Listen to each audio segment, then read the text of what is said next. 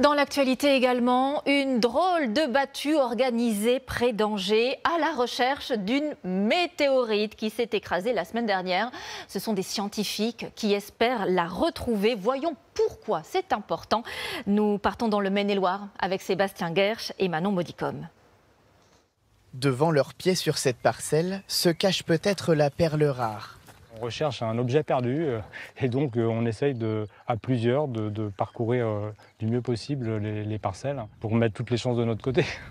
Mais elle peut tout aussi bien se trouver sur ces 50 hectares. C'est la première fois que je cherche une météorite. Alors j'apprends un peu sur le tas, mais oui, on regarde un petit peu partout à nos pieds, on soulève les choses qui nous paraissent un peu suspectes. Le fait d'aller chercher un objet du coup extraterrestre, je trouve ça vraiment superbe. C'est un rêve de gosse quoi.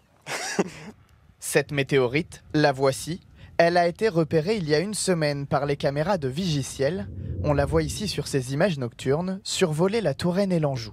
On a installé un réseau d'une centaine de caméras en France. On va pouvoir reconstituer sa trajectoire. Donc, entre 100 km d'altitude et 20 km d'altitude, on a ses coordonnées exactes dans le ciel. Et une fois qu'on a une trajectoire, on peut la prolonger et en particulier déterminer à peu près où l'objet va tomber. Alors, ces 25 scientifiques se sont donné rendez-vous pour une battue dans l'espoir de retrouver cette roche extraterrestre. Un petit caillou noir comme celui-ci. C'est à peu près la taille de ce qu'on cherche en fait là. C'est quelque chose qui vient du début de la formation du système solaire, il y a 4,5 milliards d'années. C'est-à-dire qu'en fait c'est l'objet le plus vieux qu'on peut trouver sur la Terre. Et donc nous, ça nous donne des informations sur comment s'est formée la Terre. Les recherches ne sont jamais faciles. La dernière météorite retrouvée en France, c'était en 2023 en Normandie. Je réalise pas encore, c'est tellement fou.